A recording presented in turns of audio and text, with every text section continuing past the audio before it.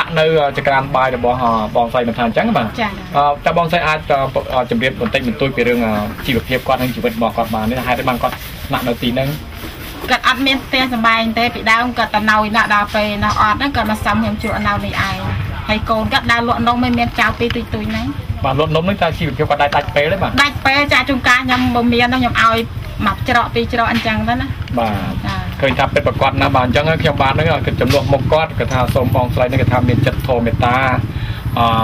សំណោះដល់ពួកគាត់ដែលអត់ចម្រុកនៅគាត់ថាសូមឲ្យគាត់នៅជាបន្តណាបងស្រីបានដឹងថាលោកយាយនេះជាជនក្រីក្រម្នាក់ហើយពិការភ្នែកទាំងសងខាងផងដែរដូច្នេះខ្ញុំបានឈប់នៅកន្លែងជាផ្ទះហ្នឹងទិញជាម្ហូបអាហារបន្តិចបន្តួចជូនលោកយាយនិងចៅចាក់តូចហើយព្រមទាំងជូនថវិកាចំនួន$20ជូនយាយគាត់សូមទៅយាយជួប80000ដោះស្រាយរយៈខ្លីយាយបាទឃើញមួយហើយមួយចុះអត់ណាបាទ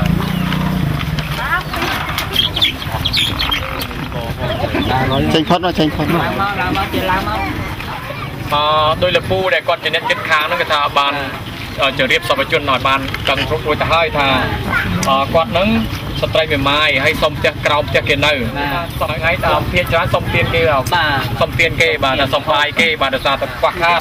ហើយកូនច្រើនហើយស្ត្រីមេម៉ាយទៀតមិនដឹងតែធ្វើយ៉ាងម៉េចទេអញ្ចឹងទទួលយក$40បដិអសន្តិលុយសពជនមកពីនេះសមុទ្រញ៉ាតាមរយៈខ្ញុំគាត់20000មកដែរទូទៅថ្លៃអរគុណបាទថាបងប្រុសមានប្រពន្ធទៅនឹងស្លាប់ចោលគាត់បាទតែមានកូន5នាក់ហើយសប្តាហ៍នេះមានជីវភាពខ្វះខាតមែនទែនដោយសារតែគាត់ធ្វើឲ្យមិនបានទៅស៊ីឈ្នួលគេម្ដងមកការជួនបានជួនអត់បានដកលុយសពជនដែលផ្ញើតាមរយៈខ្ញុំហ្នឹងចំនួន$40ជូនគាត់ដើម្បីដោះស្រាយក្នុងរយៈខ្លីបាទសូមអរទទួលយកគេថាបានជួបក្រុមគ្រួសារបងប្រុសម្នាក់ទៀតដែលគាត់ជាជនពិការបាទពិការជើងបាទគាត់ជើងឡើងបាទហើយគេថាទៅធ្វើការអីពិការទេសប្តាហ៍នេះអ្នកជិតខាងហ្នឹងក៏បានឲ្យខ្ញុំបានដឹងច្បាស់ដែរថាវាសប្តាហ៍ហ្នឹងលំបាកណាស់មានប្រពន្ធហ្នឹងកូន2តូចទៀតទៅឆ្ងាយមិនបានរីឯប្តីដើរឆ្ងាយមិនបានដោយសារតែឈឺជើងពិការជើងចំនួន$40ដើម្បីដោះស្រាយក្នុងរយៈខ្លីបងតែផ្ទះឲ្យទទួលបាទគេថាគាត់នៅដដែលទេអត់មានក្រុមគ្រួសារទេសប្តាហ៍នេះគឺជីវភាពខ្វះខាតមែនទែនអ្នកចិត្តខាងគេបានប្រាប់ខ្ញុំបានអញ្ចឹងហើយគាត់ថាជួនការដាច់ពេលអញ្ចឹងអាណិតដល់សុខដល់គាត់សូមជួនចំនួន80000លោកអូនស្រៀងបានមកពីសហរដ្ឋអាមេរិកផងដែរជូនលោកពូចំនួន20000រៀលថែមទៅលើទៀតបាទដូច្នេះលោកពូបានទទួល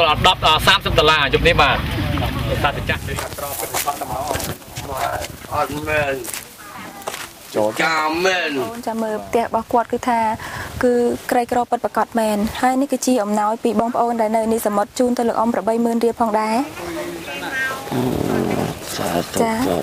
អរគុណអ៊ំនេះជាកូនបងប្រុសមែនមើលកូនបងស្រីរបស់ខ្ញុំចាឲ្យបងស្រីទៅណាហើយគាត់ទៅធ្វើការច្រូតឲ្យគេធ្វើការច្រូតឲ្យគេចាឲ្យជីវភាពបងប្អូនប្រុសមិនដែរពិបាកហើយនឹងពិបាកអីនឹងដាច់ពេលផងដែរ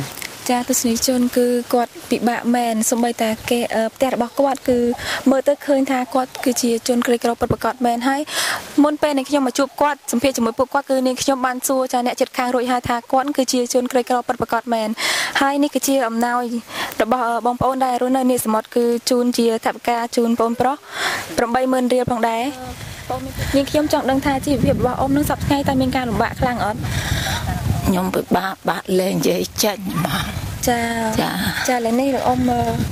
មានថវិកាជូនលោកអ៊ំចាឬគឺថាបងប្អូននៅនេះសមុទ្រចាជូនជាថវិកាជូនលោកអ៊ំផងដែរជាទឹកប្រាក់ចាឥឡូវនេះនាងខ្ញុំបានជួបជាមួយនឹងក្រុមគ្រួសារដែលទូរគតចាគឺក្រុមគ្រួសារទី4ហើយតែកំពុងតែនៅខេត្តកំពង់ស្ពឺផងដែរចាជំរាបសួរបងប្រុសបាទជំរាបសួរចាបងប្រុសមានឈ្មោះអ្វីដែរឈ្មោះផលចាហើយនេះជាកូនបងប្រុសមែនបាទហើយចុះបងស្រីគាត់ជិញទៅណាហើយគាត់ជិញទៅច្រូតស្រូវគេស៊ីឈ្នួលច្រូតស្រូវគេចាហើយបងប្រុសអត់ទៅជួយគាត់ទេហ៎បាទព្រោះខ្ញុំដែលកើតជំងឺគ្រុនវៀនអត់បានទៅជួយចាគឺបងប្រុសមានជំងឺក្នុងខ្លួនផងដែរចាឥឡូវនេះគឺមានចាជាថវិកាគឺបងប្អូនដែលរស់នៅនេះសមុទ្រជូនជាថវិកាដល់បងប្រុសចំនួនចា80000រៀលផងដែរជូនបងប្រុសបាទសូមអរគុណចាឲ្យបងប្រុសចាទស្សនិកជននេះគឺជាក្រុមគ្រួសារទូរគតទី1ផងដែរនៅខេត្តកណ្ដាលអញ្ចឹងអ្នកមីងអាចប្រាប់ពីប្រវត្តិសង្ខេបរបស់អ្នកមីងខាងនោះបានទេចាបានបងចាកូនគាត់ឈឺកូនគាត់តូចគាត់រស់ស៊ី ចិញ្ចឹមម្ដាយលពុកតណាទូលតកូមខ្នងអស់លីងហើយនិយាយរួមគឺថាគាត់ខំប្រឹងរស់ស៊ីចិញ្ចឹមពុកម្ដាយតាំងពីទូចក៏ប៉ុន្តែពីទូចហ្នឹងគឺខ្នងត្រង់ទេចាលីសៃនេះថារបស់ធ្ងន់ពេកទៅនិយាយថាឆ្អឹងគាត់នៅខ្ចីអញ្ចឹងធ្វើឲ្យឆ្អឹងគាត់កូមចាវិញចាអូ